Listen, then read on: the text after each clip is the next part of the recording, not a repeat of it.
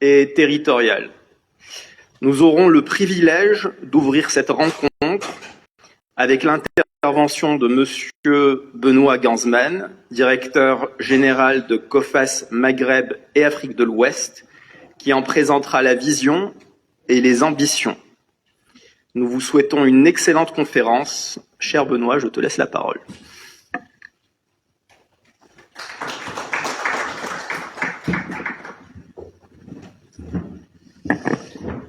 Merci beaucoup. C'est toujours impressionnant d'avoir des meetings et des rendez-vous avec des salles combles, surtout quand on parle de sujets comme l'information et le crédit. Je sais qu'il y a beaucoup de spécialistes du crédit dans cette salle.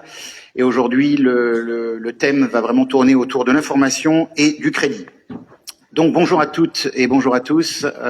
Merci beaucoup de votre présence. Bonjour à nos amis de la presse d'être venus relayer ce message.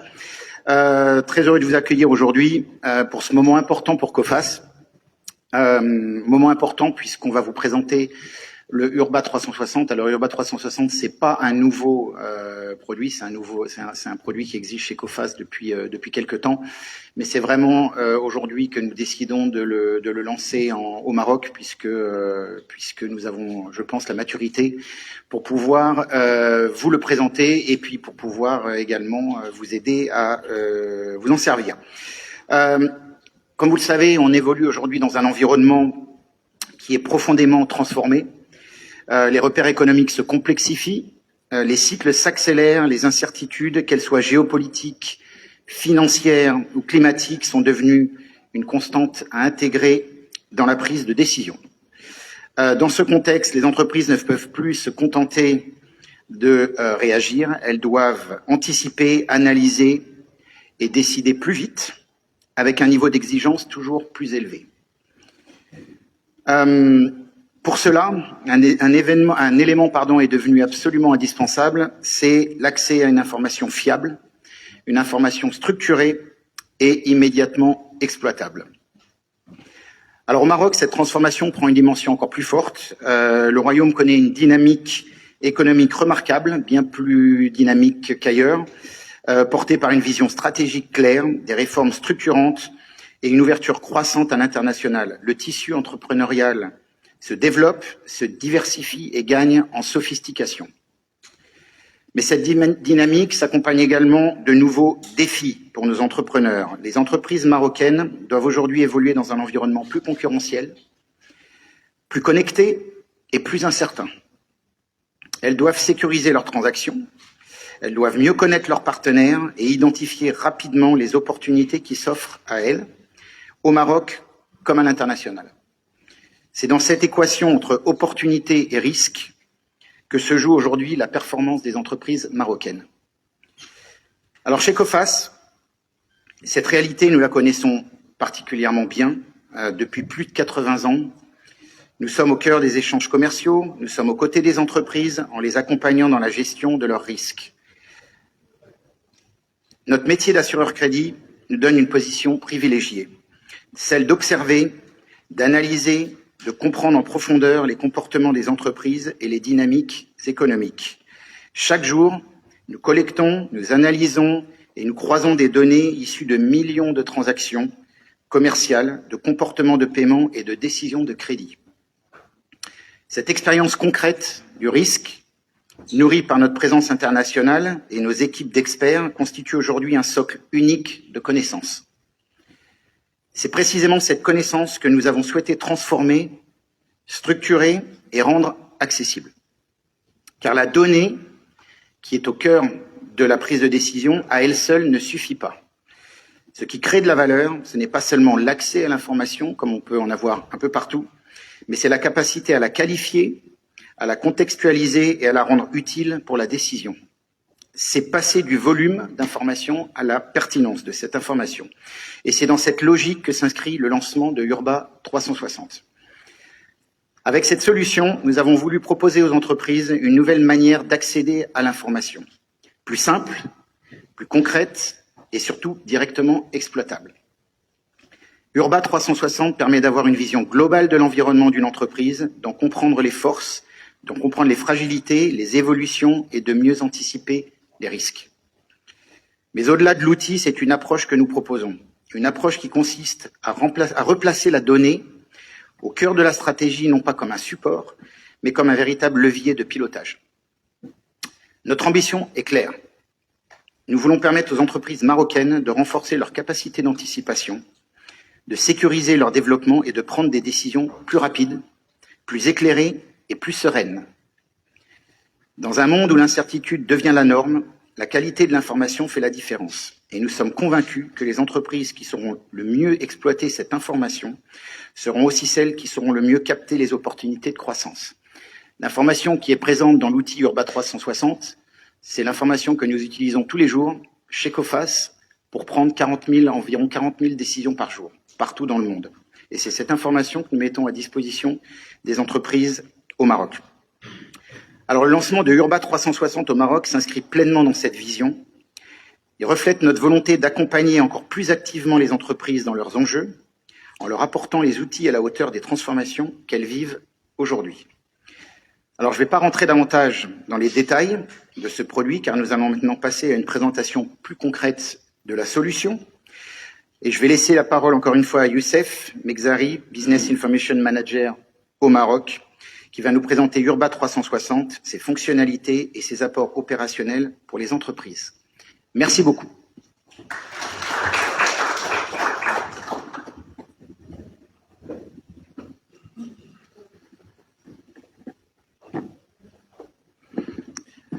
Merci Benoît pour ce mot d'introduction.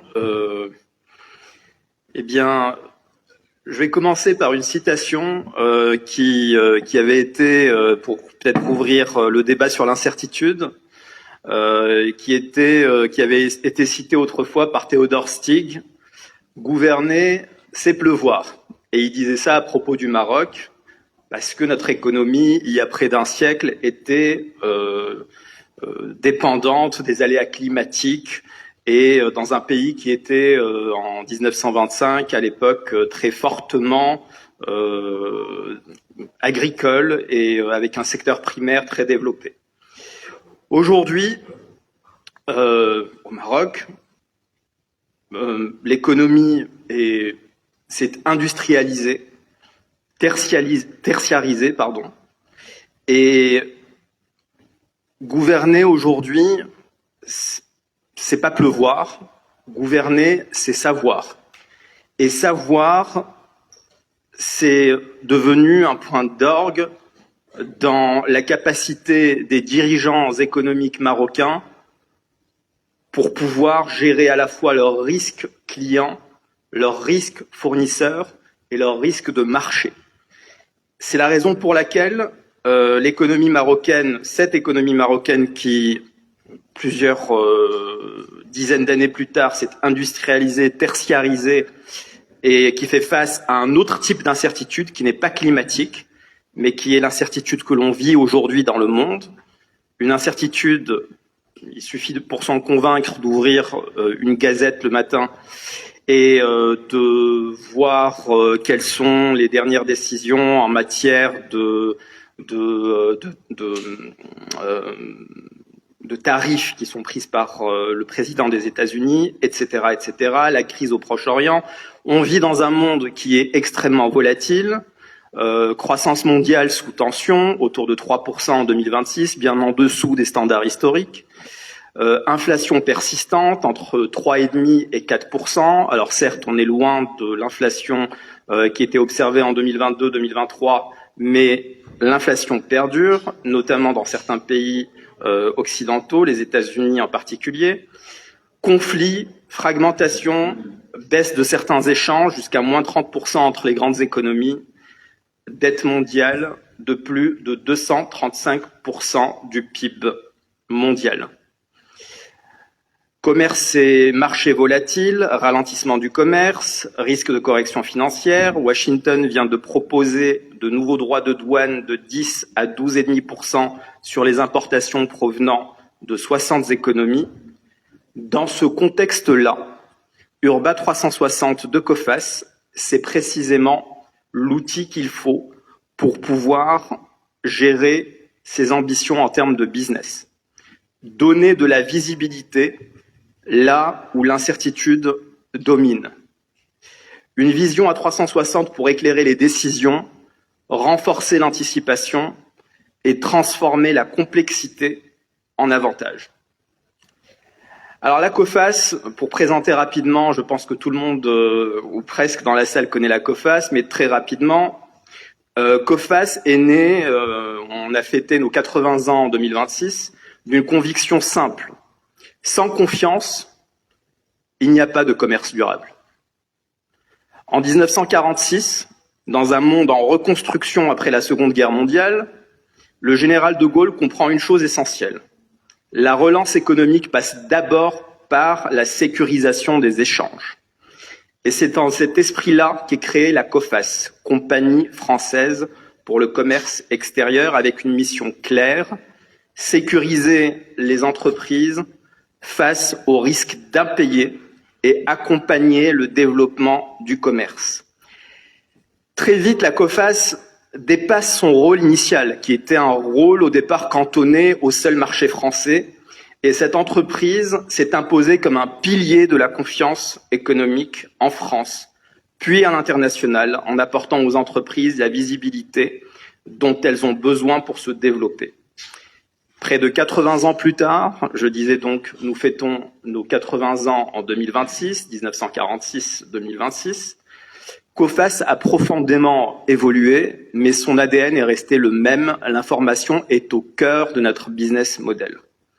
Aujourd'hui, nous sommes un leader mondial de l'assurance crédit. Nous sommes un acteur clé de la gestion des risques commerciaux. Et surtout, et c'est notre sujet d'aujourd'hui, un expert de la data économique et financière. Présent dans plus de 100 pays, nous accompagnons des entreprises de toute taille pour sécuriser leur chiffre d'affaires, évaluer la solvabilité de leurs partenaires et prendre des décisions éclairées dans des environnements de plus en plus incertains. C'était mon propos en introduction. Ce qui faisait la force de la COFAS en 1946 fait également la force de la COFAS en 2026. Apporter de la confiance là où il y a du doute, de l'incertitude. Je pense que c'était une phrase de Saint François d'Assise qui disait là où il y a de la confiance, là où il y a du doute, apportons de la confiance.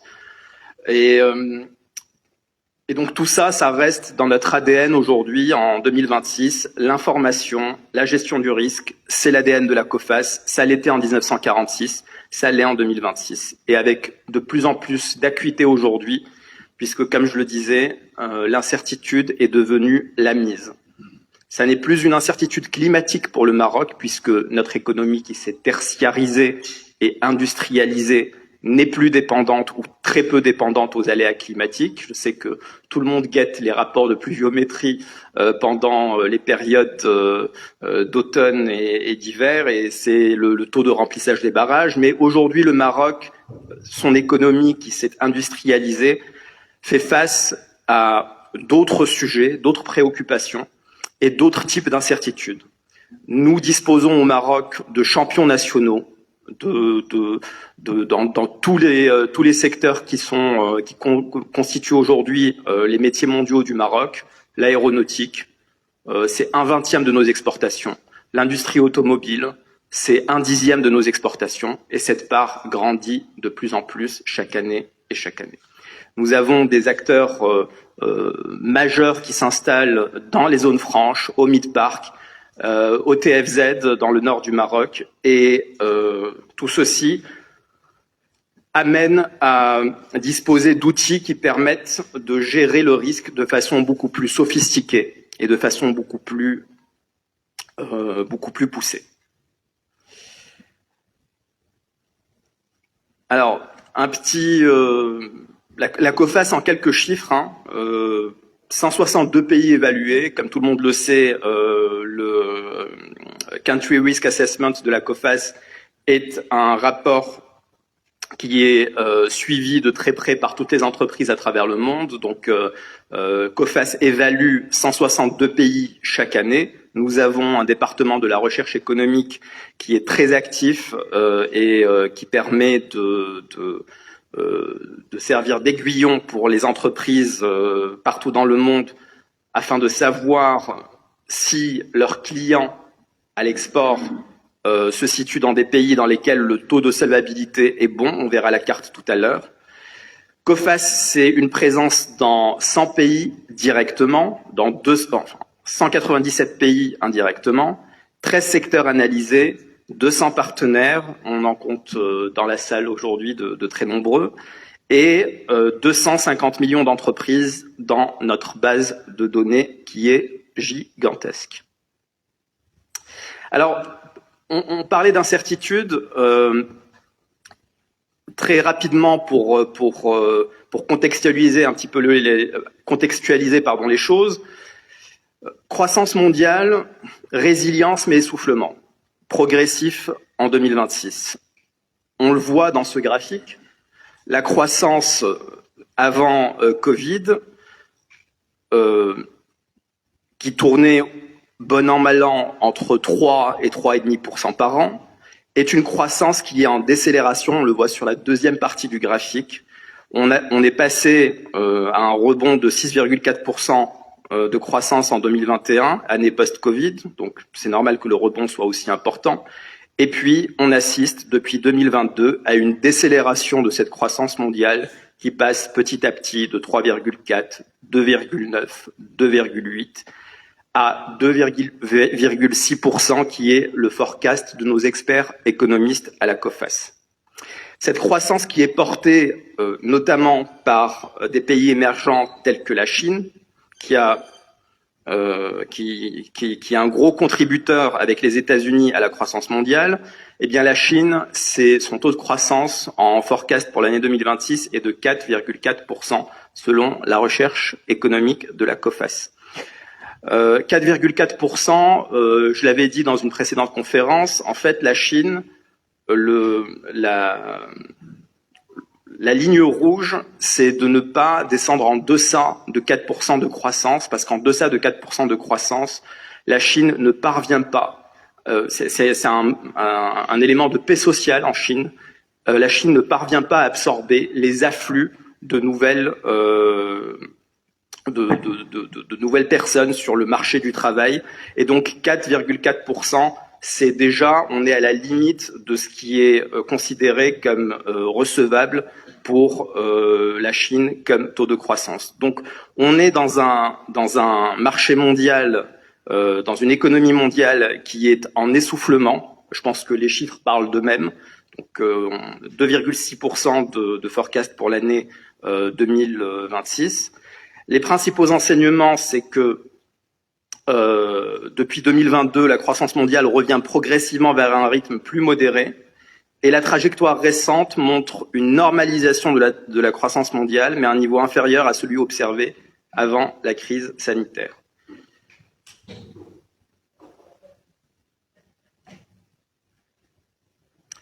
Ce graphique des politiques monétaires fait écho au précédent, puisque les taux directeurs aujourd'hui qui reflètent en fait la situation économique mondiale sont des taux après les années d'inflation et de très forte inflation dans les économies occidentales 2022-2023, pendant lesquelles il y a eu un resserrement du crédit tout à fait naturel.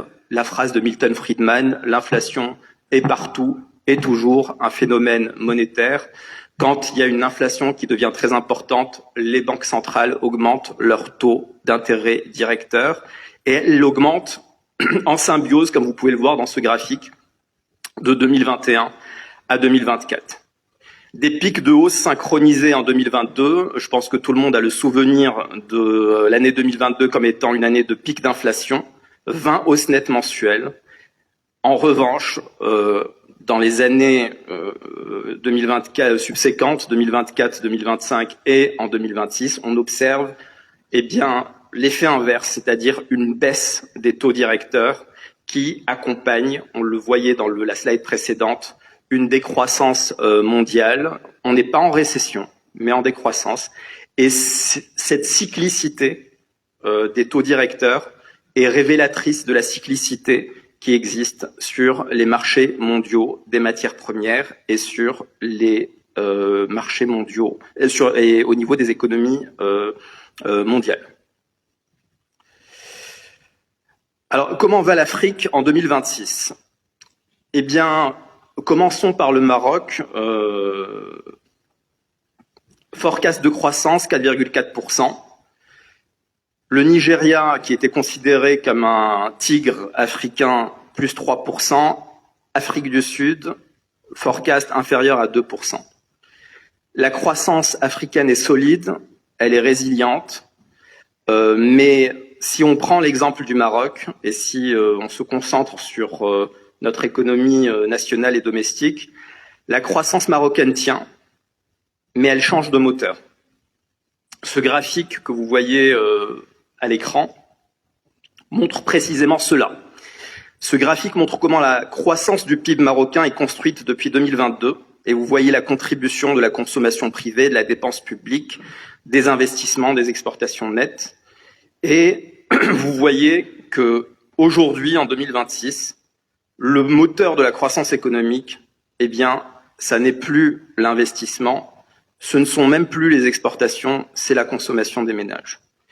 Nous bénéficions d'une stabilité monétaire au Maroc qui fait que le volant de consommation des ménages reste un très fort contributeur à l'économie nationale.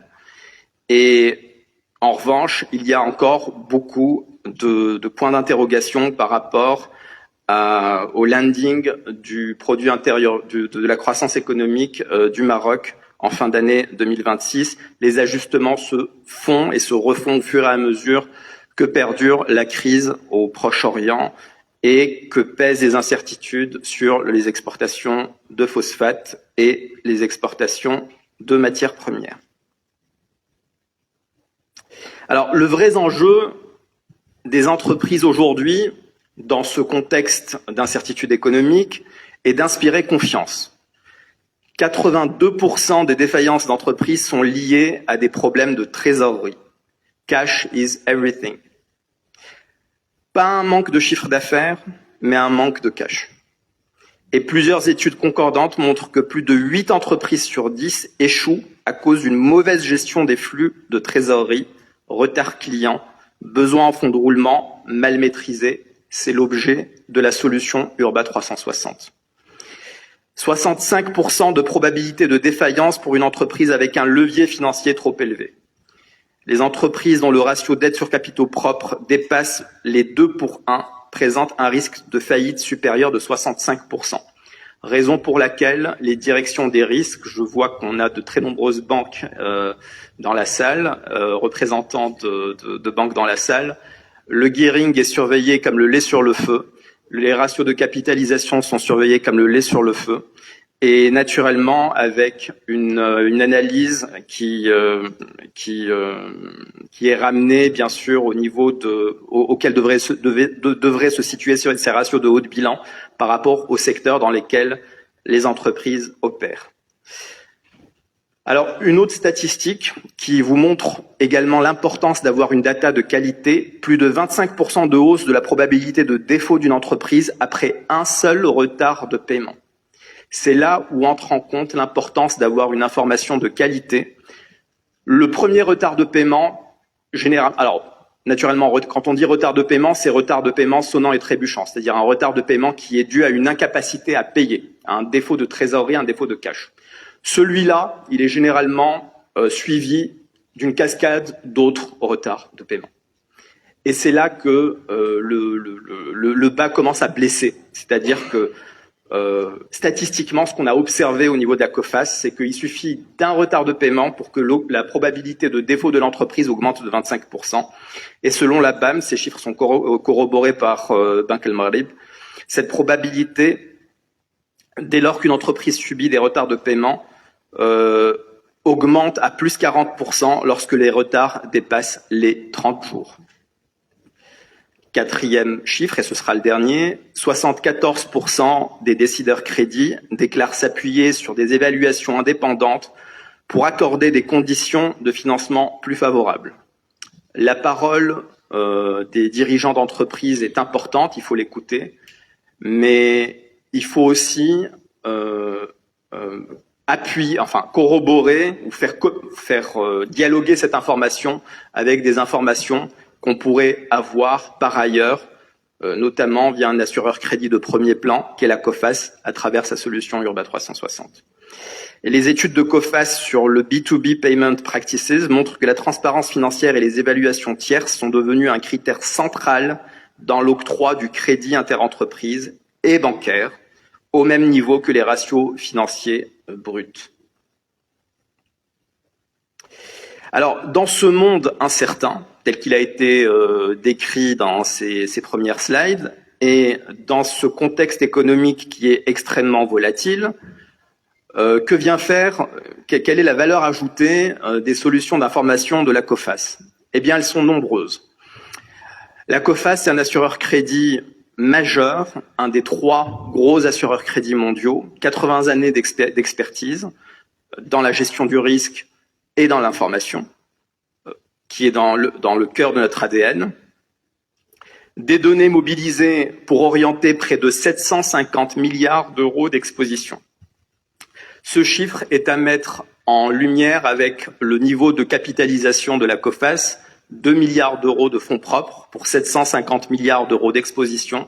Ça vous donne un proxy pour mesurer à quel point la qualité de la data à la Coface est primordiale pour pouvoir gérer notre niveau d'exposition sur certains secteurs, sur certains debtors, et c'est au cœur du réacteur de notre business model. Avoir une data de qualité est fondamental pour pouvoir calculer précisément la probabilité de défaut des debtors qui constituent nos polices d'assurance et pour pouvoir calculer nos primes d'assurance. Ces données, les données dont on dispose, cette montagne de données financières dont on dispose, elles nous permettent de prendre, Benoît le disait en introduction, 40 000 décisions de crédit par jour. Et ces 40 000 décisions de crédit par jour sont prises sur la base d'informations propriétaires qui, aujourd'hui, sont des informations qui sont ouvertes vers l'extérieur, à travers la solution Urba 360.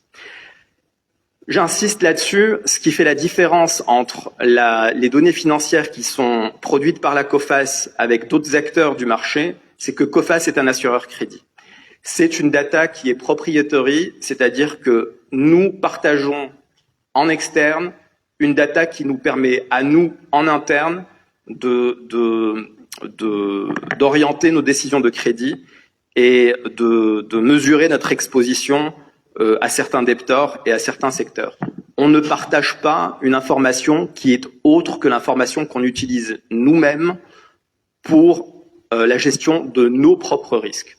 C'est un détail qui est très important et j'aime assez souvent utiliser l'image de la voiture. On ne donne pas les clés d'une voiture pour laquelle on n'a pas testé les freins.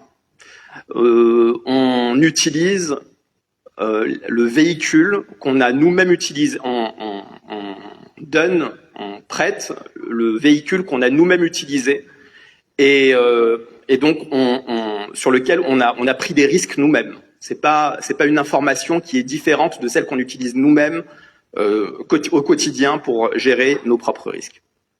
Donc, leadership mondial en information, je l'ai dit, la preuve par l'engagement, 2 milliards d'euros de fonds propres, 750 milliards d'euros d'exposition, c'est notre data qui nous permet d'avoir la qualité de notre data qui nous permet d'avoir un tel ratio fonds propres exposition.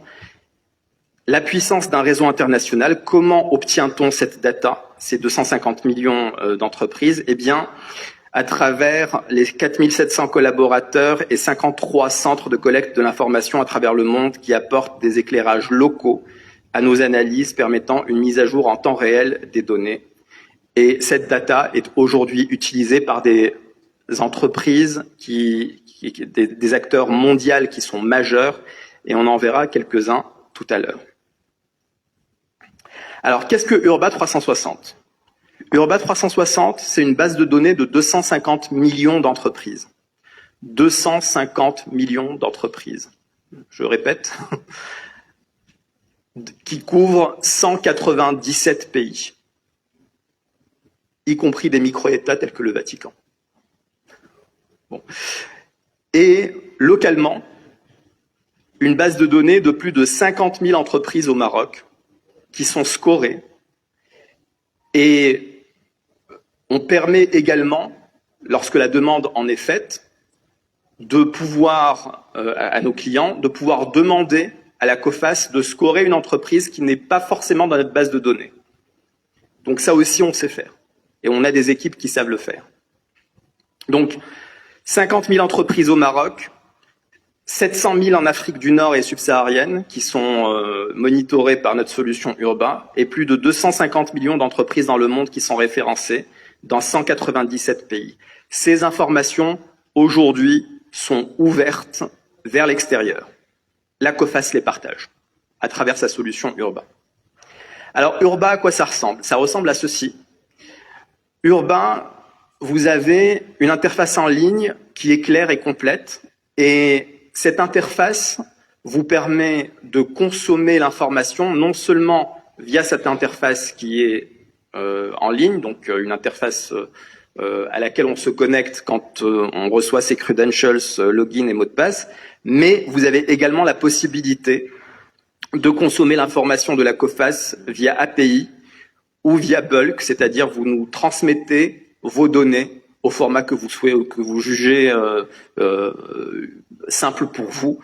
Et nous avons un département qui se charge de traiter cette liste d'entreprises, de clients que vous souhaitez monitorer.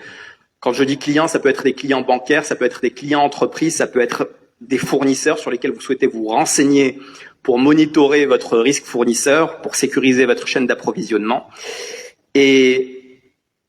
Mais la façon la plus simple, c'est de consulter la vue Urba directement en ligne.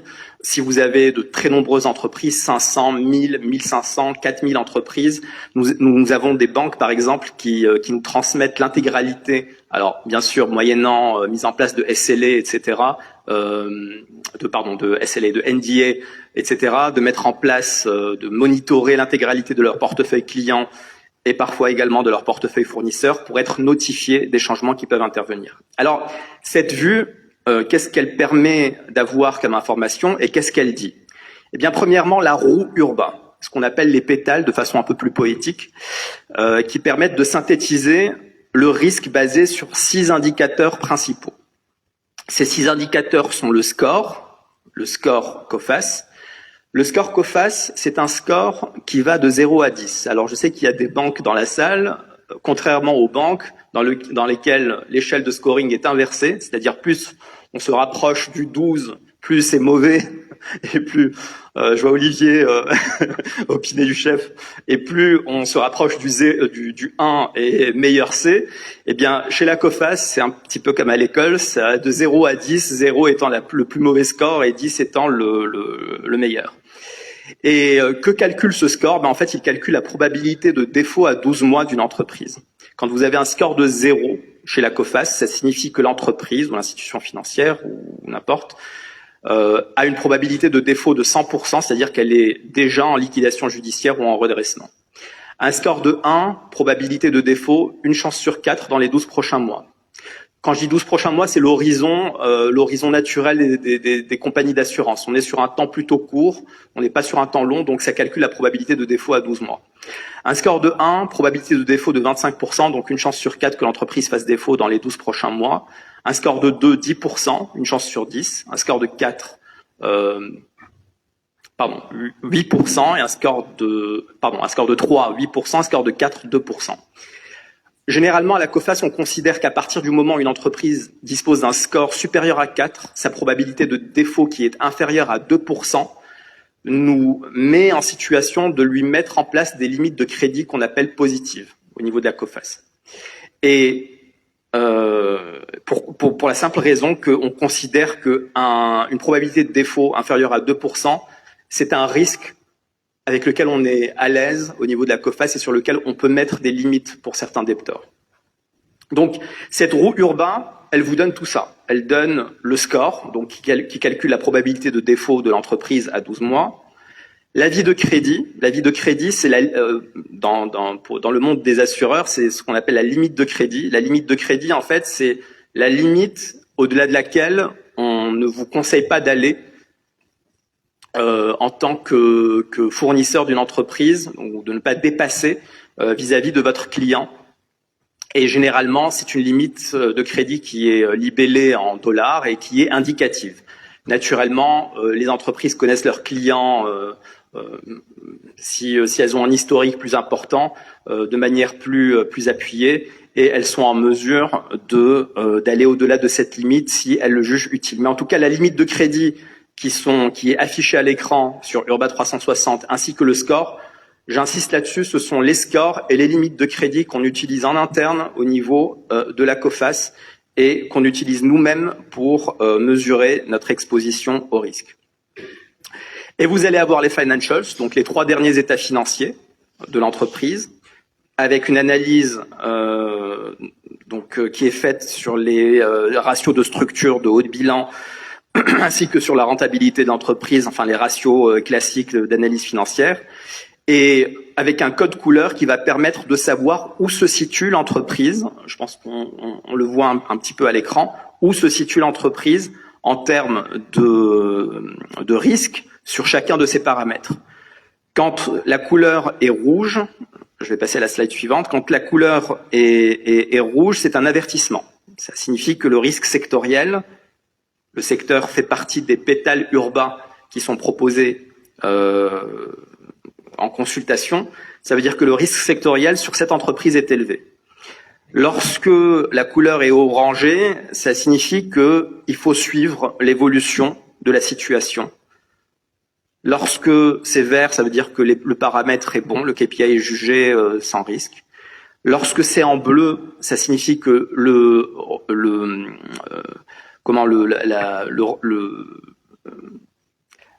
recueil de l'information est en cours. Et lorsque c'est en gris, ça signifie que l'information n'est pas disponible. Donc, les pétales de Urba sont ceux-ci. Donc, avis de crédit. Après, vous pouvez descendre en granularité en sélectionnant chaque pétale, mais avis de crédit. Donc là, vous avez l'avis de crédit que recommande la COFAS, le score de l'entreprise sur une échelle de 0 à 10, les financials, vous avez les états financiers de l'entreprise, l'indice de paiement, je vais m'arrêter un petit peu là-dessus parce que c'est un des éléments qui pourrait intéresser notamment les banques. Et pour quelle raison? Parce que ça permet de compléter la vue dont disposent les banques par rapport à la solvabilité bancaire, au rapport de solvabilité qui est fourni par le Credit Bureau qui est au Maroc, Crédit Info. Pourquoi? Parce que le rapport de solvabilité, il permet de voir le niveau d'engagement d'une entreprise vis-à-vis des autres partenaires bancaires et de ne pas surexposer une entreprise à un niveau d'endettement dont elle ne pourrait pas, pour lequel elle ne pourrait pas tenir ses engagements. Le Late Payment Index, l'indice de paiement de la COFAS, ça permet de compléter cette vue qui est stricto sensu bancaire en étendant le scope aux fournisseurs. C'est-à-dire que nous, COFAS, en tant qu'assureur crédit mondial, on dispose via les remontées de déclarations de litiges de sinistres, de l'historique de paiement des entreprises vis-à-vis de leurs fournisseurs, et là, la boucle est bouclée. Une banque qui dispose d'informations concernant la solvabilité d'une entreprise marocaine, par exemple, vis-à-vis des autres banques, et qui consulte donc le rapport de solvabilité de Crédit Info, elle peut voir si l'entreprise honore ses amortissements de CMT, etc., etc. Là où ça devient intéressant avec la solution de Urba 360, et surtout si c'est poussé en API vers les banques, c'est que ça permet de compléter cette vue qui est bancaire par une vue qui est beaucoup plus ouverte, beaucoup plus mondiale, et de voir si cette entreprise honore ses engagements vis-à-vis de ses fournisseurs partout dans le monde. Et c'est là que ça devient intéressant. Parce que généralement, quand quelque chose ne se passe pas bien au niveau d'une entreprise, le premier signal d'alerte, c'est qu'elle cesse de payer ses fournisseurs. Et comme le montrait la statistique tout à l'heure, premier retard de paiement, c'est une probabilité de défaut qui augmente de 25%. Donc le Late Payment Index est quelque chose de capital. Et on l'alimente via notre donnée interne, notre base de données propriétaire et notre monitoring mondial des incidents et des sinistres relatifs aux entreprises qui ont des fournisseurs partout dans le monde. Une entreprise marocaine, par exemple, si on choisit une entreprise marocaine basée au Maroc et qu'on consulte sa fiche Urba et qu'on voit que le Late Payment Index est au rouge, cela signifie que cette entreprise a cessé de payer plusieurs fournisseurs et que les litiges sont toujours en cours. Ça, c'est un red flag.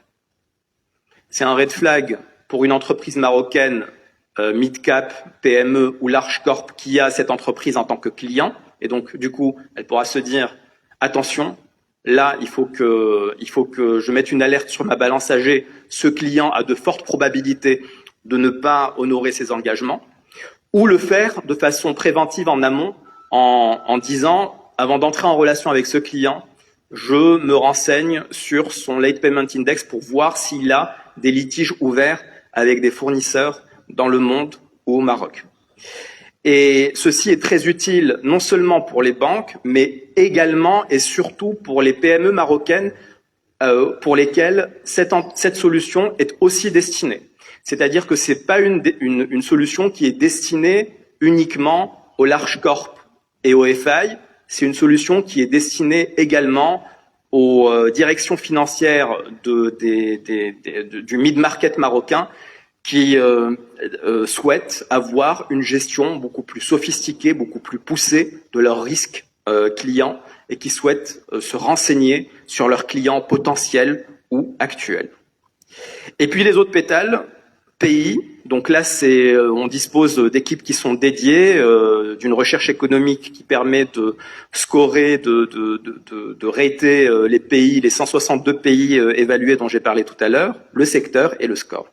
Tout ceci permet d'avoir une vue à 360, d'où le nom Urba 360, et d'avoir une idée précise de, premièrement, où se situe cette entreprise en termes de risque qu'elle porte en elle-même par rapport à la fragilité ou par rapport à la solidité de cette structure financière, c'est-à-dire le risque micro, et par rapport au risque macro-sectoriel et macroéconomique, c'est-à-dire le score du pays dans lequel elle opère, et le score du secteur dans lequel elle opère, dans le pays dans lequel elle opère.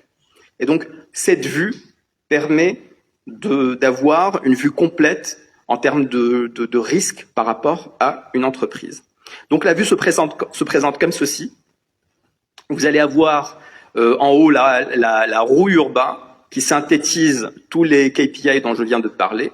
Vous allez avoir des informations de nature juridique par rapport à l'actionnariat de l'entreprise, par rapport à ses identifiants légaux, etc. Les données financières. Alors, les données financières, on compare dans Urba l'entreprise par rapport à ses pairs sectoriels et par rapport à des entreprises qui opèrent dans le même segment. C'est-à-dire qu'on ne compare pas des large corps avec des small cap, on ne compare pas des mid cap avec des large corps, on compare de façon segmentée une entreprise par rapport à ses pairs sectoriels et par rapport à ses pairs en termes de segments, c'est-à-dire en termes de volume d'affaires. On compare des pommes avec des pommes et pas des pommes avec des poires. Risque sectoriel, donc reflet de l'étude de la situation régionale d'un secteur d'activité. Donc ça aussi, vous l'avez au niveau de la vue Urba. Évaluation du risque pays dans lequel l'entreprise opère. En introduction, on disait que la solution Urba vous offre une vue sur 250 millions d'entreprises dans 197 pays. Comportement de paiement de l'entreprise, il est basé sur un historique de 60 derniers mois. Donc vous avez de quoi faire. C'est-à-dire qu'on observe le comportement de paiement sur une durée suffisamment longue pour que vous puissiez être convaincu de la capacité de l'entreprise à honorer ses engagements ou pas. Et le score, j'en ai parlé dans mon propos liminaire. Le score de la COFAS est prédictif. C'est un score qui a été développé avec une approche mathématique statistique basée sur des facteurs de risque tels que la solidité financière, la rentabilité, la solvabilité et les facteurs environnementaux.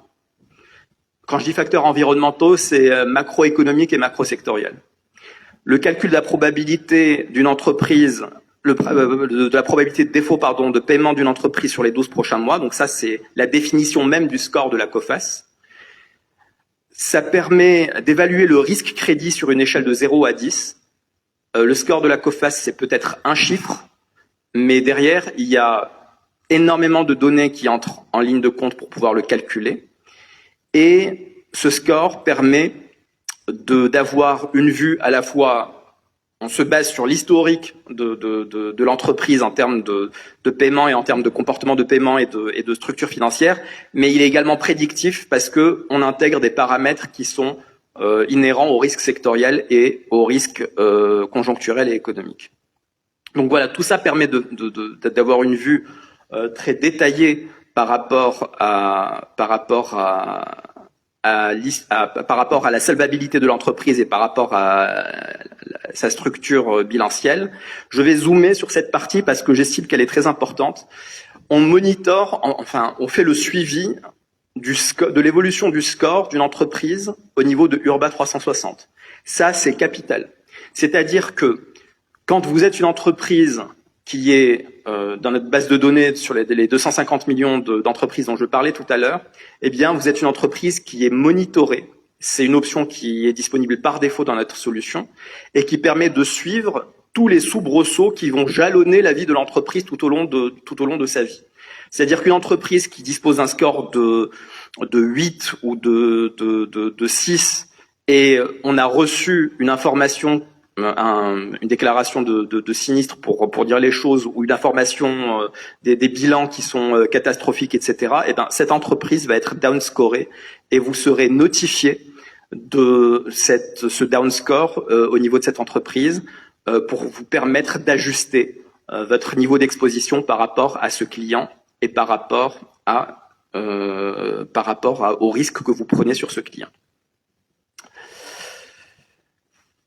Alors, concrètement, Urba, c'est la vue que vous venez de voir, et c'est également un rapport. C'est-à-dire que le rapport, au format PDF, pour les entreprises ou pour les banques ou pour les larges corps qui souhaitent avoir une discussion ouverte en comité siégeant ou en comité de crédit par rapport à la solvabilité, par rapport à la qualité du dossier de crédit d'une entreprise, eh bien, ces entreprises, ces banques peuvent tout à fait imprimer, générer le rapport PDF de l'entreprise, qui est un rapport très fouillé. Ce rapport, c'est lui qui permet de générer la vue Urba, qui est une vue plutôt synthétique. Le rapport est un peu plus heavy en termes d'informations, et le rapport contient énormément d'informations, le score COFAS, donc de défaillance de 0 à 10, la limite de crédit, les états financiers, les ratios financiers, benchmark sectoriel, diagnostic financier, risque pays, évolution du chiffre d'affaires et landing, indice de paiement, info légale, mise à jour en continu. Donc ce rapport est mis à jour de façon continue. C'est ce qu'on appelle le monitoring chez COFAS. Chez COFAS, on ne se satisfait pas des états financiers qu'on récupère une fois par an. Le score peut évoluer parfois 3, 4, 5 fois par an si jamais au fur et à mesure qu'on reçoit des informations qui nous viennent de notre activité d'assureur crédit sur l'engagement d'une entreprise à respecter ses paiements vis-à-vis de ses fournisseurs. Donc si on voit qu'il y a des litiges, des sinistres, le score va évoluer de façon défavorable dans le courant de l'année. Donc les mises à jour sont continuelles. Voilà, donc ça contient énormément d'informations et la manière dont on peut voir les choses, c'est que si vous êtes une entreprise, par exemple une large corp ou une banque ou une mid-cap ou une PME marocaine qui souhaite se renseigner sur ses clients et se dire bon là il faut provisionner, là attention ce client commence à prendre du retard au niveau de la balance âgée, etc. Eh bien, vous pouvez générer ce rapport et vous renseigner sur l'entreprise que vous souhaitez monitorer. Voilà. Pour finir, le score COFAS, un zoom sur le score COFAS. Le score COFAS, ce sont des informations qui sont macro. C'est le cercle étendu qui est en gris clair. Et donc là, le score COFAS va permettre de prendre en compte des paramètres qui sont inhérents au risque pays, historique des sinistres dans ce pays, données sur le recouvrement, performance sur le paiement global, le label FT, échanges commerciaux, etc., etc. Et puis on descend en granularité au niveau de l'entreprise pour mener des enquêtes sur l'entreprise en elle-même, ses états financiers qui sont un des éléments les plus importants dans le scoring des entreprises, etc., etc. Comment dispose-t-on de toutes ces informations à la COFAS? Eh bien, on dispose de ces informations grâce à une véritable machine de guerre. 50 centres d'information pour les entreprises disséminés partout dans le monde, 3 centres de back-office, 2,5 millions de tâches d'enrichissement de l'information qui sont traitées annuellement. Et on a des remontées d'informations via nos départements internes qui collectent ces informations via des appels, des enquêtes qui sont menées en contactant les entreprises. Je pense que toutes les PME marocaines ont eu cette expérience de recevoir des appels de la part de la COFAS qui demandent des états financiers ou qui demandent des précisions par rapport à tel ou tel aspect. Les entreprises cotées, bon, bah, on sait où prendre l'information. On dispose d'experts sectoriels, d'experts économistes, on dispose d'informations sur les bases de liens capitalistiques, sur les têtes de groupe au niveau de Urba 360 qui ressortent. L'indice de paiement, on dispose de cette information via notre activité d'assureur crédit. L'analyse macroéconomique via notre département de la recherche économique. Les données identitaires, eh bien, là aussi, on a un département qui mène des enquêtes.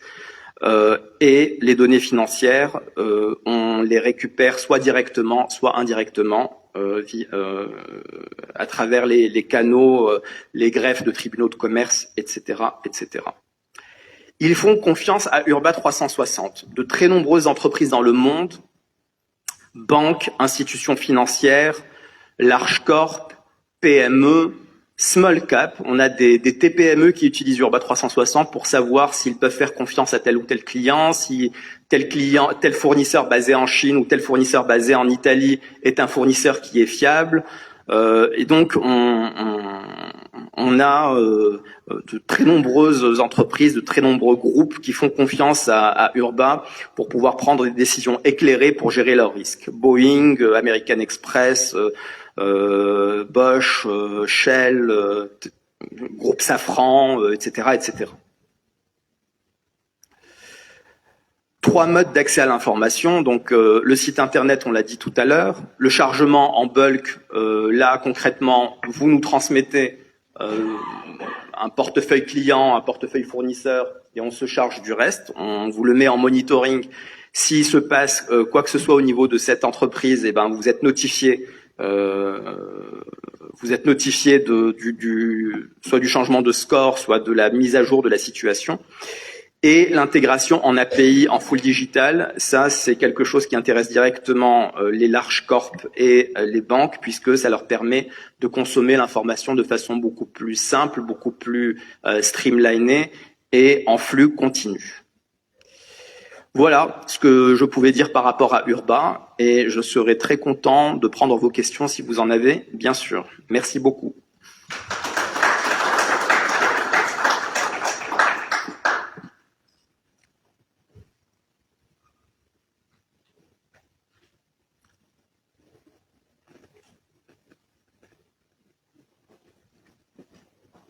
Est-ce qu'il y a un micro? Oui.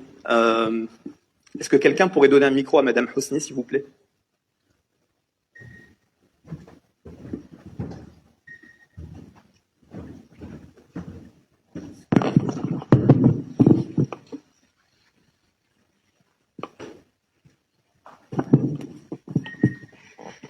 Alors, merci Youssef pour cette présentation.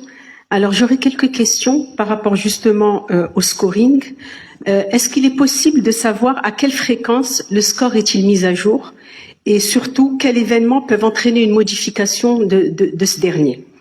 Ensuite, par rapport au modèle, est-ce que le modèle réagit lorsqu'une entreprise appartient à un secteur volatile? D'accord. Et surtout, si l'entreprise traverse une période exceptionnelle. Alors, effectivement, la data est importante. Le timing aussi l'est.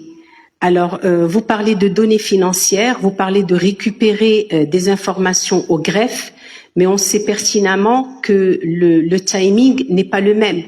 Si on prend les entreprises cotées, effectivement, à fin avril, nous avons toutes les données financières, il n'y a aucun souci, mais ce n'est pas le cas pour les PME et donc pour 90% du tissu économique marocain.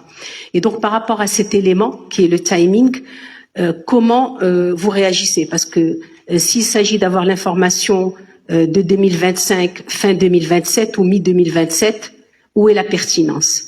Donc, si vous pouvez... Alors, je commence. Alors, je vous remercie d'abord pour cette question parce qu'elle me permet justement de faire un petit hiatus par rapport à la fréquence de mise à jour de nos informations financières. Alors, en fait, la mise à jour est faite en continu au fur et à mesure qu'on va. On a une veille qui est continue par rapport au score des entreprises et par rapport à leur situation financière. Et effectivement, dans notre business model au niveau de Urba 360 et au niveau de la COFAS, on ne se limite pas à la récupération des états financiers une fois par an pour avoir ou semestriellement pour les entreprises cotées pour avoir une mise à jour de la situation financière des entreprises. Et vous faites très bien de parler de la situation très particulière des PME. Nous, quand est-ce qu'on va déclencher une enquête? C'est généralement quand il va y avoir une première remontée de la part d'un fournisseur d'un litige auprès de la COFAS. Comme on est un assureur crédit, généralement, quand une entreprise tousse, on est les premiers au courant.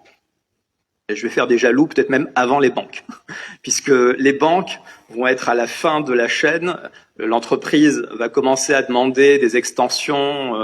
Olivier Béguineau le sait très bien, des extensions de ces lignes de fonctionnement, des prorogations d'échéances, etc., etc.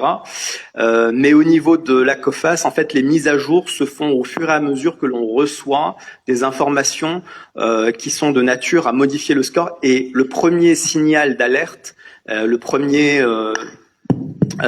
signaux faibles, c'est généralement quand il y a un sinistre ou un litige. Et ça, c'est une information dont on dispose et dont on dispose de façon continue tout au long de l'année. Donc ça va déclencher une enquête. Ça déclenche une enquête et cette enquête, généralement, va conduire à deux choses. Soit au maintien du score si on estime que le retard de paiement est imputable à un litige commercial ou quelque chose de cette nature.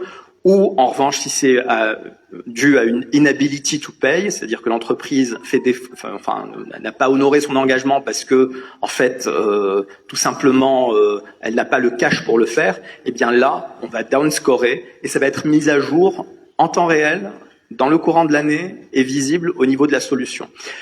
Alors, pour l'exprimer encore mieux, je peux pas malheureusement citer ou prendre un exemple d'une entreprise marocaine, parce qu'on le fait généralement, d'une entreprise marocaine qui a fait les choux gras de la presse dans le domaine de la construction et du BTP, et pour laquelle les banques, déroulaient le tapis rouge en termes d'engagement et en termes de lignes, et c'était une entreprise qui était en très forte croissance, qui avait une croissance en double digits d'année en année. Et par contre, l'historique de paiement vis-à-vis de ses fournisseurs racontait une autre histoire. Et donc, à la COFAS, malheureusement, je peux pas vous montrer l'exemple, mais à la COFAS, cette entreprise a été downscorée 2 ans avant que les difficultés apparaissent, non seulement dans la presse, quand elles étaient apparues dans la presse, c'était même trop tard, mais avant même qu'elles apparaissent au niveau des directions de crédit, des directions des risques des banques. Et pourquoi? Parce que tout simplement, cette entreprise qui était dans ce secteur-là avait cessé de payer ses fournisseurs, on l'avait vu très tôt, et on l'avait downscoré très tôt. Donc, les mises à jour, il y a des éléments déclencheurs. Premier élément déclencheur, c'est quand il y a un litige, un sinistre, ou pour les entreprises cotées, un profit warning ou des choses de ce type. Et donc le score est dynamique. Le score peut changer 3 à 4 fois dans le courant de l'année. Comme il peut rester stable pendant 3 ans, 4 ans, 5 ans. C'est le cas généralement des large corps et des grandes entreprises marocaines. Et votre deuxième question? Pardon.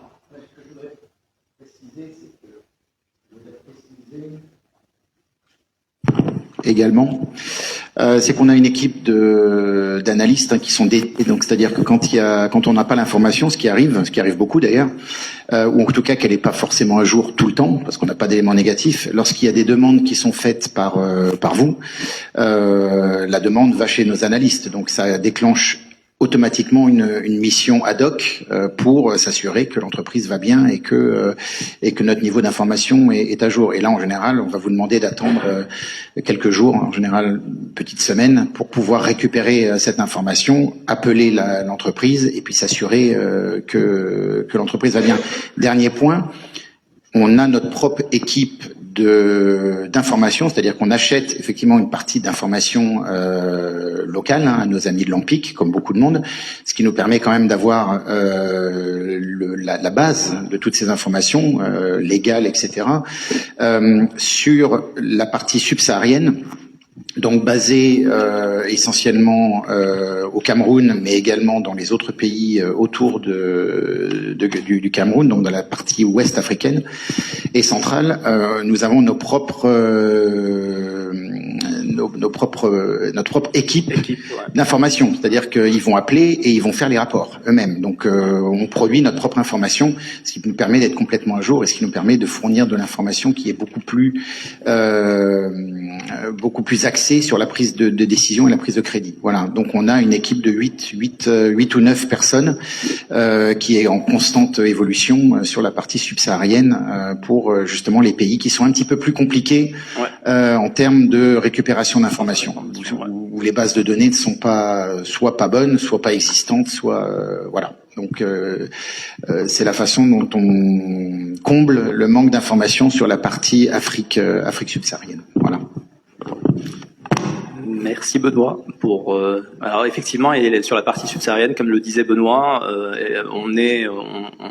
on dispose d'une vraie offre de valeur différenciante parce qu'on est parmi les seuls à avoir des informations qui sont à jour grâce à nos équipes qui sont présentes sur place et qui permettent de remonter l'information.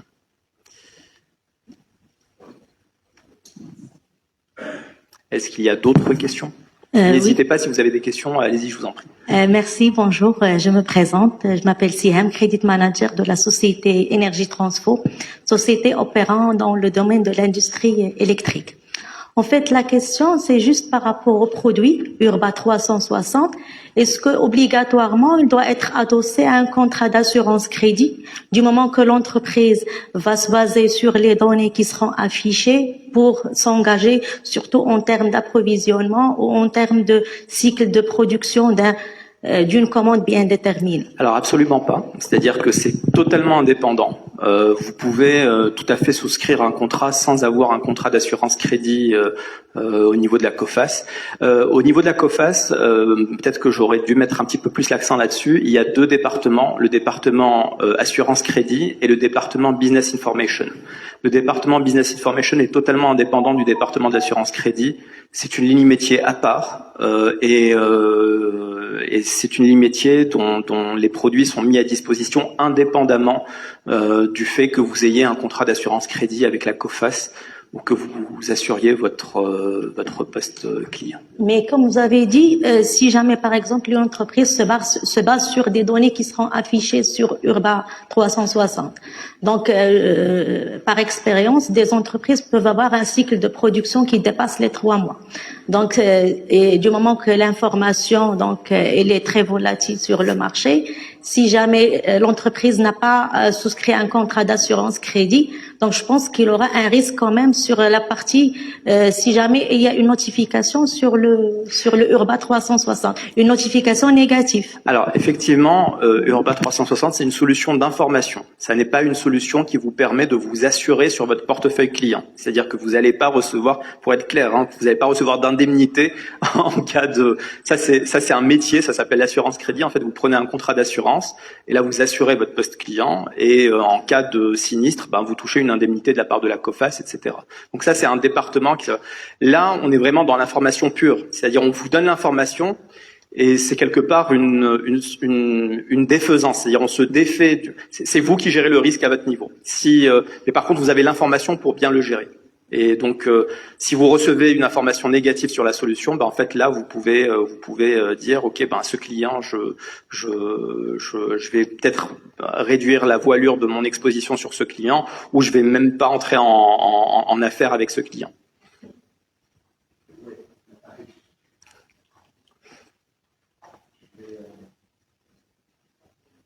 Je vais intervenir aussi. Oui, c'est vrai que ça reste un outil, c'est un outil. Ça va pas vous donner, c'est pas une solution miracle, ça reste un outil. Encore une fois, la façon dont on voit les choses, c'est que avec tous les pétales, normalement, vous devriez avoir une vue. C'est vrai que chaque entreprise dépend de son secteur d'activité. Les crédits sont plus ou moins longs suivant les secteurs, etc. C'est vrai que quand une entreprise est cliente chez nous, ça nous donne effectivement beaucoup plus de granularité pour connaître l'état financier de cette société. Le fait d'avoir des pétales, 8 différents critères, vous permet de pouvoir vous-même vous dire ok, les délais sont longs, mais le secteur est un bon secteur, etc., etc. Et c'est comme ça qu'on fonctionne également, comme ça qu'on met des limites de crédit sur des sociétés qui ont des scores plus bas. C'est parce qu'on se base également sur ce qu'on appelle de la soft information, c'est-à-dire des critères qui sont un petit peu plus soft.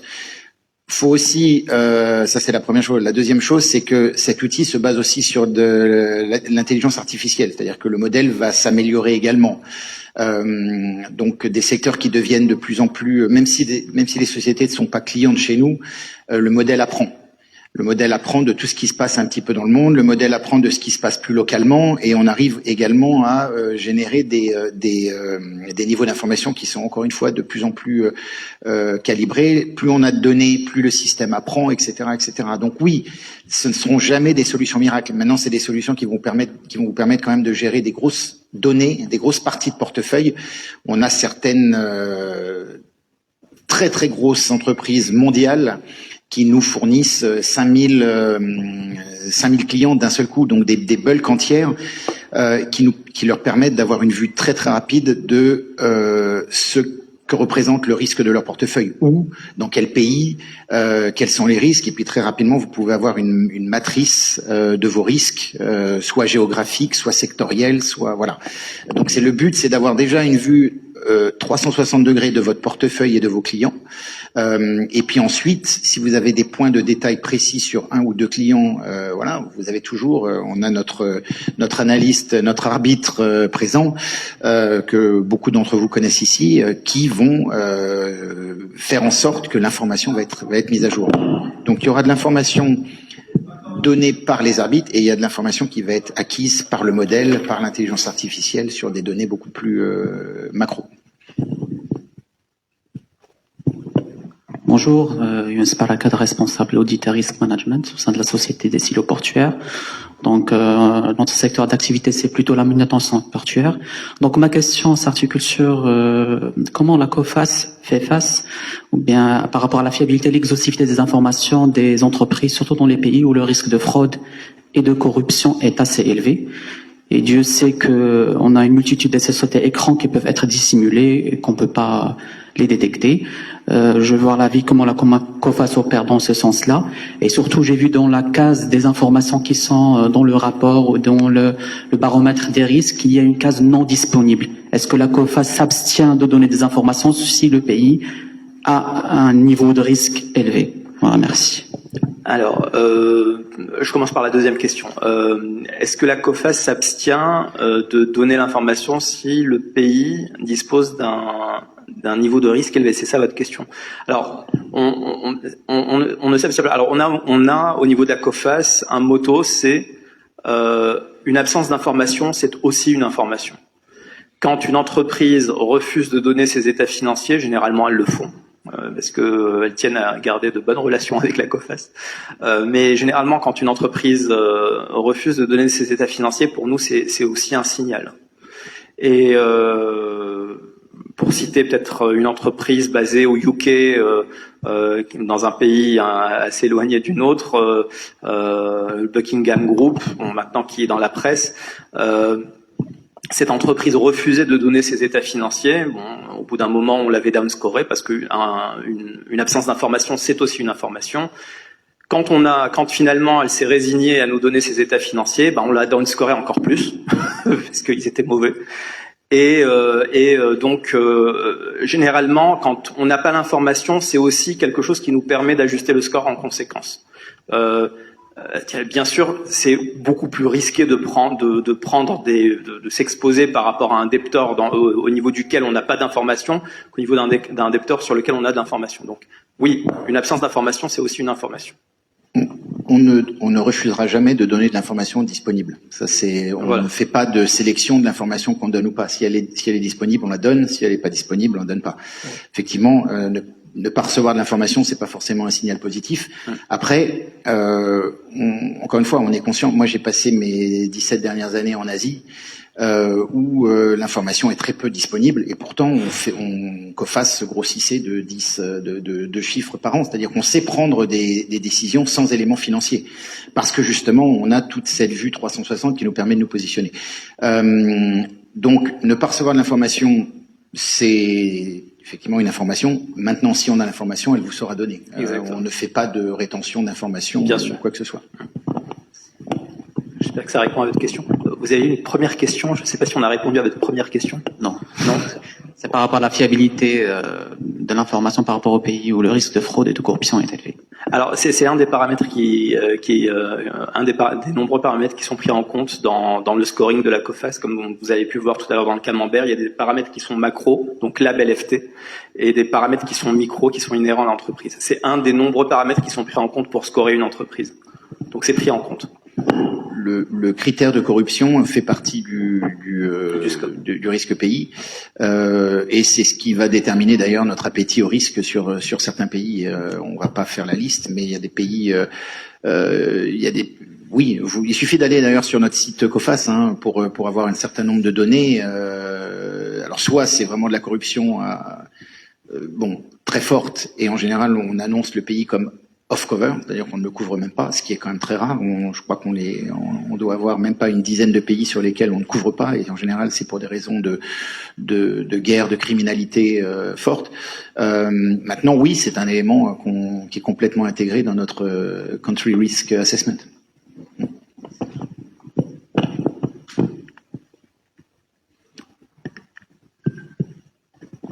Avez-vous d'autres questions ? Oui, monsieur.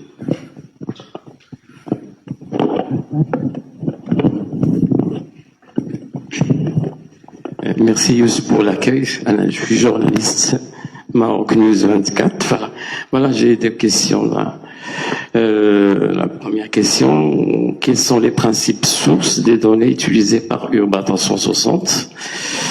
Et ma deuxième question, quelle est la vision de COFAS pour l'évolution d'Urba 360 dans les prochaines années? Et j'ai une question qui dérange un petit peu là. Pourquoi il a pris tout ce temps-là pour annoncer Urba 360 au Maroc? Alors, je commence là aussi par votre dernière question. Pourquoi est-ce qu'on a pris autant de temps? En fait, le déploiement se fait. COFAS, on est présent dans 100 pays, et donc on peut pas se déployer directement d'un seul coup dans les 100 pays dans lesquels on est présent, et on est présent en plus dans 197 pays à travers nos partenaires et nos fronteurs. Donc, c'est vrai que au niveau du déploiement de Urba 360, on a mis un petit peu de temps pour le lancement de la solution au Maroc et au Maghreb. Il n'est jamais trop tard pour bien faire. Et maintenant, aujourd'hui, on marque d'une pierre blanche le début de la longue le long parcours de Urba 360 comme outil de gestion des risques au Maroc.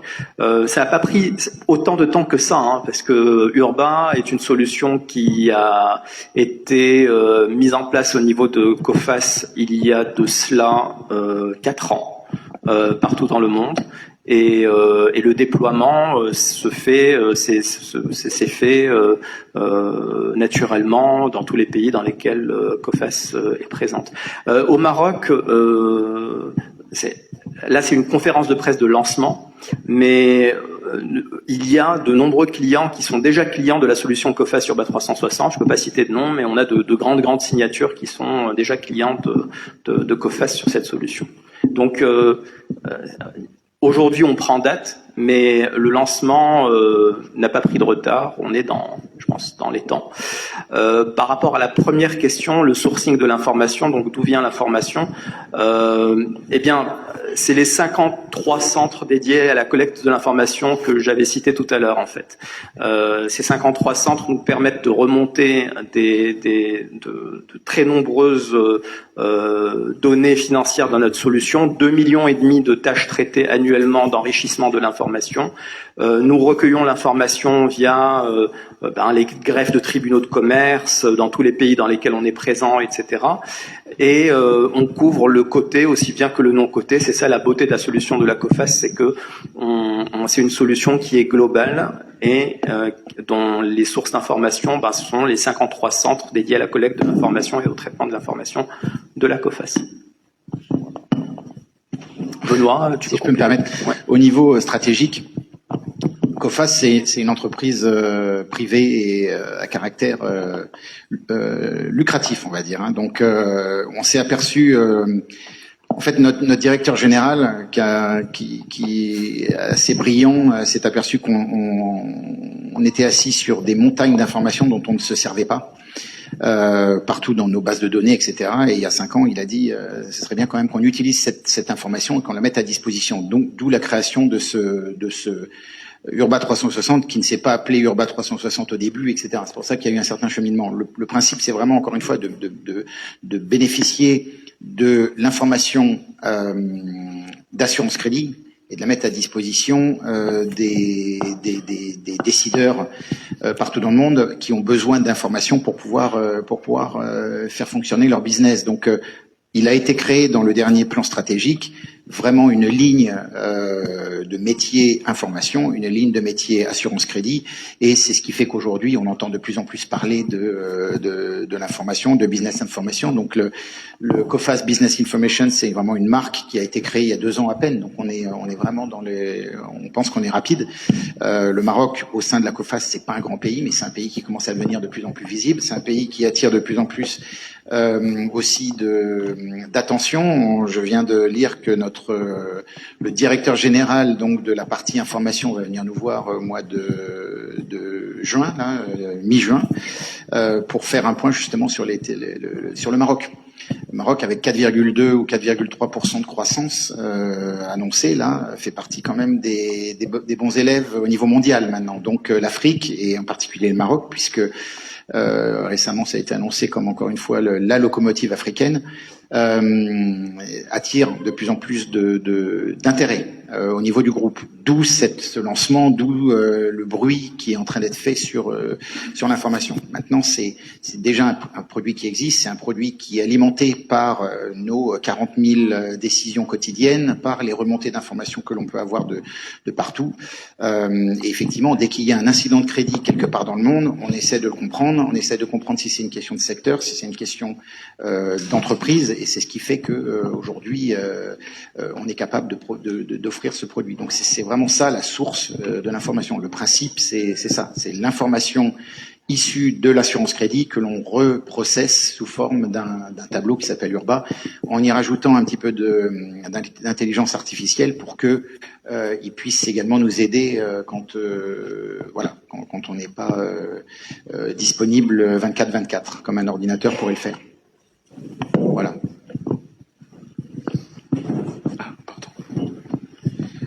Merci monsieur. Merci Youssef. Merci Benoît. Mansour Dabi. Donc moi j'ai eu l'occasion la chance de découvrir Urba 60 donc dans notre réunion qu'on a tenue au mois d'avril avec Madame Jouara Omari. J'ai une simple question que j'avais oublié de poser à l'époque. Donc c'est quoi votre force ou bien votre apport par rapport à la concurrence? Je me permets de citer par rapport à InfoRisque. Voilà. Et une autre question, pourquoi le produit est baptisé Urba? Alors, Urba, c'est un sigle. Alors, je vous cache pas que le sigle est très très long, mais Urba, pourquoi Urba 360? Parce qu'en fait, ça donne une vue à 360 degrés. C'est Universal Risk Business Assessment. Business Assessment, en fait. Voilà, exactement. C'est un sigle, Universal Risk Business Assessment. Et donc, pourquoi Urba et pourquoi 360? Parce que ça permet de faire un assessment, une évaluation des risques à 360 degrés. Maintenant, par rapport à Inforisque, alors je sens que Benoît veut intervenir. Déjà, oui, je t'en prie. déjà, alors qui est Inforisque déjà? La grosse différence, c'est que c'est l'information que vous avez, c'est l'information qu'on utilise tous les jours pour prendre nos décisions de crédit. Voilà. Donc, si on se trompe sur l'information qu'on vous donne, ça veut dire qu'on se trompe sur nos décisions de crédit. On a l'impression qu'on fait, ça fait 80 ans, comme dirait notre directeur général, ça fait 80 ans qu'on fait ce métier. On a définitivement de l'information que les autres n'ont pas. Définitivement d'informations que d'autres n'ont pas au niveau international. Et puis surtout, c'est de l'information que les autres n'utilisent pas pour prendre des décisions de crédit. Donc, il y a vraiment l'engagement. Le seul engagement qu'on peut vous donner, c'est que si vous vous trompez, c'est qu'on s'est trompé. Et ça, normalement, on ne le fait pas. Alors, vous devez utiliser cet outil de la même façon qu'on l'utilise, c'est-à-dire que on prend des décisions de crédit au niveau de notre département arbitrage et on a immédiatement nos amis commerciaux qui vont challenger ces décisions. Voilà, ça n'empêche pas la discussion. Et c'est également des outils que vous pouvez utiliser dans vos structures, dans vos organisations pour pouvoir créer une discussion entre des commerciaux qui veulent développer du business et une direction financière ou une direction crédit qui veut consolider sa fondation. Donc le but il est là, le but il est de créer aussi des discussions. C'est un outil, donc ça ne vous donnera pas forcément ça remplacera pas votre process de décision, mais ça vous donnera de toute façon assez d'éléments pour prendre des décisions, puisque c'est comme ça que nous on opère également à notre niveau. La différence elle est là. On ne prend pas de l'information, on en fait un rapport, on vous le revend. On prend de l'information chez nous, on la teste et on vous la remet en place sous la forme d'une marguerite, d'un camembert, comme vous voulez, mais c'est ça le but, avec des codes couleurs pour permettre d'avoir une vue assez intuitive. Si tout est rouge, faut pas y aller. Si c'est vert, faut y aller. Si c'est un peu entre les deux, il faut que vous ayez vos propres décisions en interne et vous preniez ensuite vos décisions. Voilà. Juste pour compléter, par rapport à Inforisque, la différence, c'est qu'ils n'ont pas les informations à propos des incidents de paiement fournisseurs. Eux, ils achètent la base de données Lampic une fois par an. Nous, le score, il est mis à jour régulièrement. Et régulièrement alimenté par une data qui est propriétaire d'un assureur crédit mondial, basé dans 100 pays directement, dans 197 pays indirectement. Donc on a des flux d'informations qui nous remontent sur les litiges depuis les 4 coins de la planète et qui permettent d'alimenter Urba 360. Et deuxième point, Inforisque ne prend pas de risque sur sa data. Nous prenons, nous mesurons et nous adaptons notre exposition au risque avec notre data qu'on met à votre disposition. Donc c'est une data qui est propriétaire, qui n'est pas une data qu'on vous donne et qui est mise à jour une fois par an sur la base d'états financiers qui sont récupérés sur Lampic. C'est une data qui est dynamique, mise à jour de façon continue. Et le score peut évoluer parfois 2-3 fois par an au fur et à mesure, au gré des éléments et des informations que l'on reçoit. Une petite question, Youssef. Donc, oui. Bonjour. Oui, Iris. Moi, je vais faire un petit peu l'avocat parce que je suis courtier, donc en assurance, je représente le cabinet Marche. Oui. Et donc, en fait, ce qui revient un petit peu chez la plupart des entreprises marocaines, c'est la problématique, donc justement, de ces PME qui aujourd'hui ne déclarent pas leurs états financiers, donc vous les trouvez pas. Alors, dans ce cas précis, qu'en est-il du score? Je parle en particulier au niveau de Urba, en tout cas sur l'expérience de paiement. Donc je pense déjà qu'il y a un point important, c'est que vous, l'expérience de paiement, vous l'utilisez sur une durée assez longue, donc ce qui vous permet quand 60 même mois. sur 60 mois.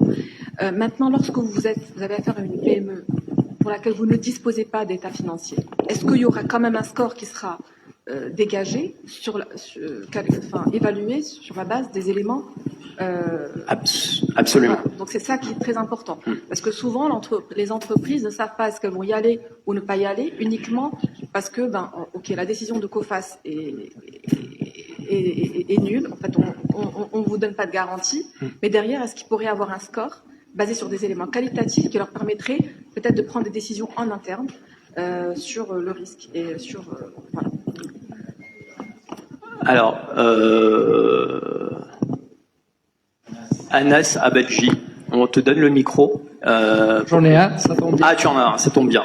Alors, Anas, c'est le directeur de l'arbitrage et de l'EIC chez la COFAS. Donc, je pense que sa parole va être précieuse par rapport à cet aspect des choses. Donc, la question de Rizlen, c'est comment tu fais quand tu n'as pas, quand tu as seulement les états financiers sans avoir l'historique de paiement sur certaines entreprises, est-ce que ça permet de scorer? Pardon, c'est quand il n'y a pas les états financiers et quand il y a l'historique de paiement. Voilà, l'inverse. En fait, on se base sur d'autres éléments parce que le score et la décision, elles sont prises non pas seulement avec les bilans, mais aussi sur d'autres éléments. Les bilans et les chiffres restent un élément important de l'analyse de la prise de décision, mais on prend d'autres éléments.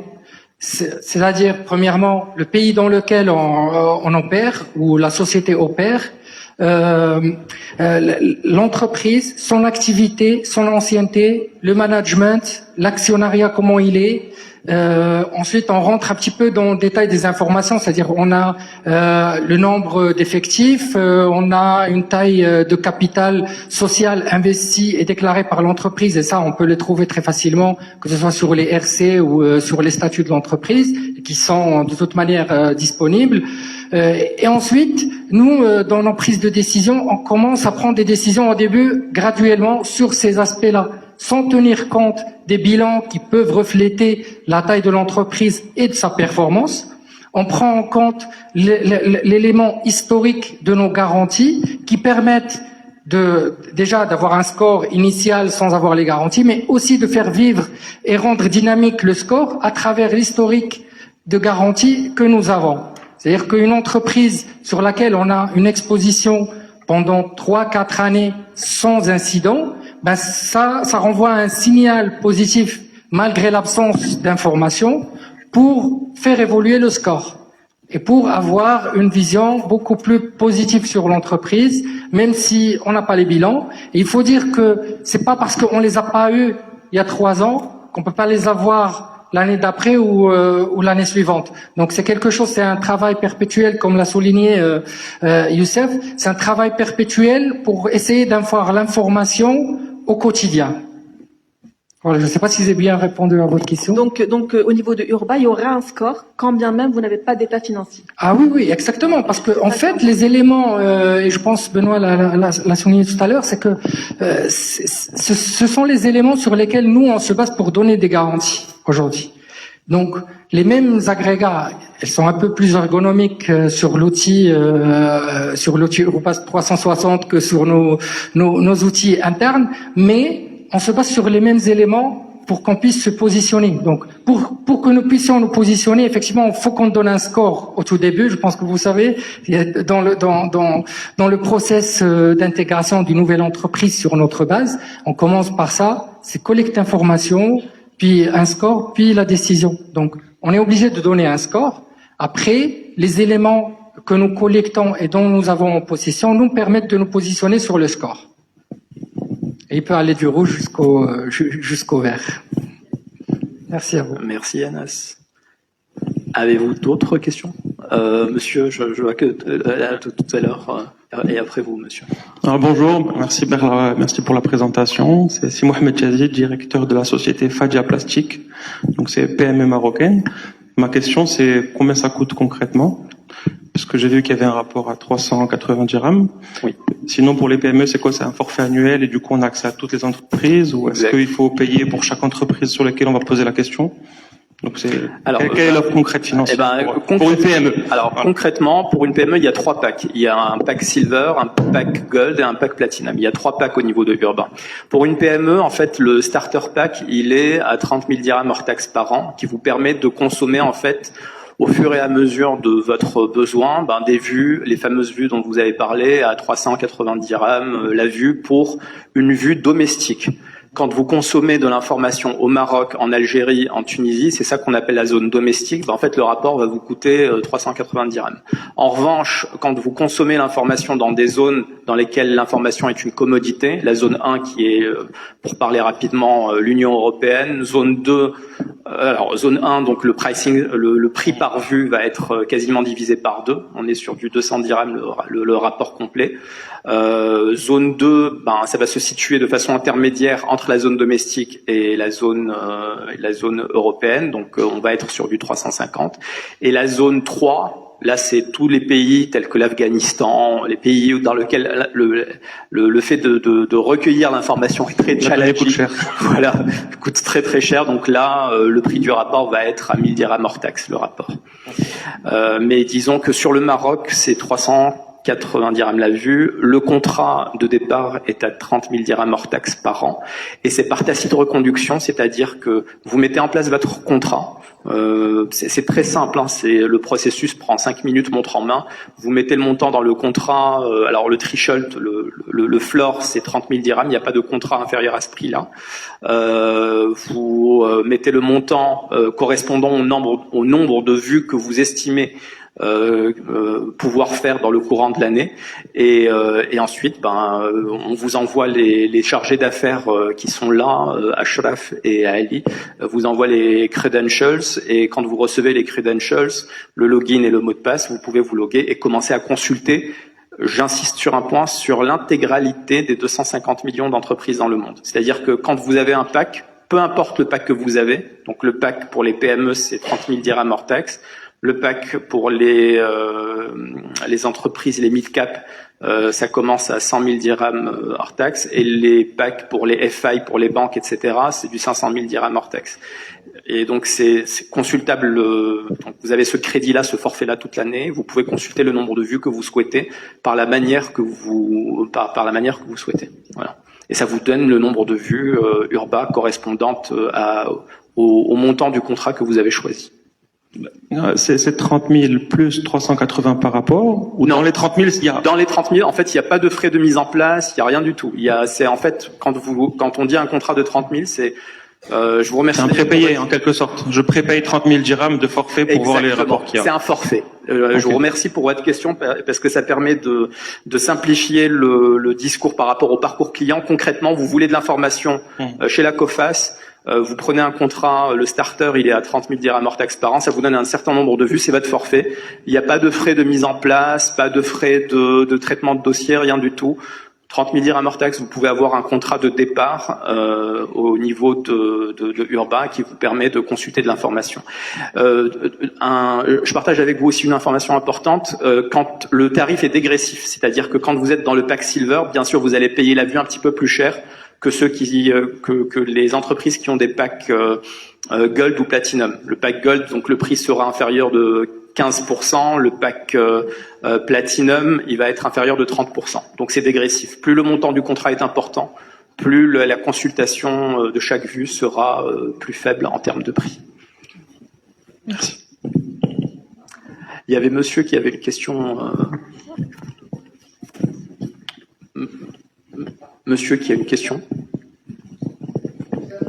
Oui, alors, monsieur et monsieur.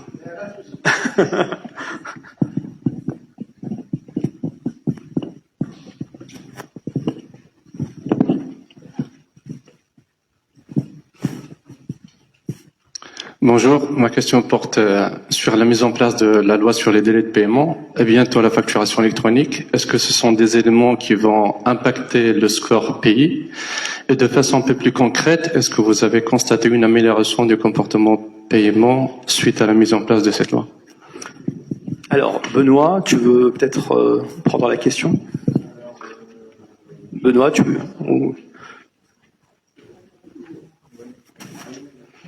Ou Média Alifi qui vient de vous rejoindre. Oui, ou Anas au niveau de l'arbitrage. Oui, ça entraîne des changements. Oui, bien sûr, on a des demandes, même nous en tant que fournisseurs, puisqu'on fournit de l'information, on a des demandes, comme tout le monde, des entreprises qui viennent nous voir pour réémettre des factures, ce qu'on ne fait pas, parce qu'on n'a pas le droit de le faire. On a des entreprises qui commencent à nous envoyer des conventions pouvoir bénéficier des